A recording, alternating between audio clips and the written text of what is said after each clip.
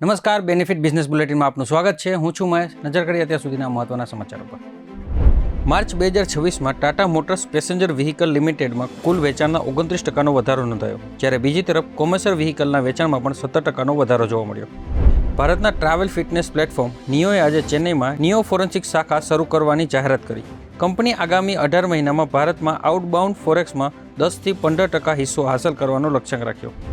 બ્લિંકિટે મુંબઈના છત્રપતિ શિવાજી મહારાજ આંતરરાષ્ટ્રીય એરપોર્ટના ટર્મિનલ 2માં તેની સેવાઓ શરૂ કરી. આ પ્રકારની સેવાઓ પૂરું પાડતું વિશ્વનું પ્રથમ એરપોર્ટ બન્યું. એરપોર્ટ પર આવનારા મુસાફરો હવે 2500થી વધુ ઉત્પાદનોની પસંદગી કરી ઓર્ડર કરી શકશે. એપ્રિલ મહિનાનો પહેલો દિવસ ભારતીય શેર બજાર માટે રહ્યો શુભ. આજે સેન્સેક્સ 1186 પોઈન્ટના વધારા સાથે 73,134 પર બંધ રહ્યું, જ્યારે નિફ્ટી 50 348 પોઈન્ટના વધારા સાથે 22,679 પર બંધ રહ્યું. તો બીજી તરફ એમસીએક્સ પર સોનામાં સામાન્ય ઉછાળો, જ્યારે ચાંદીમાં નરમાઈ જોવા મળી. તો આ હતા અત્યાર સુધીના મહત્વના સમાચાર. આવા સમાચારો જાણવા માટે આપ જોડાયેલા રહો બેનિફિટ ન્યૂઝ સાથે.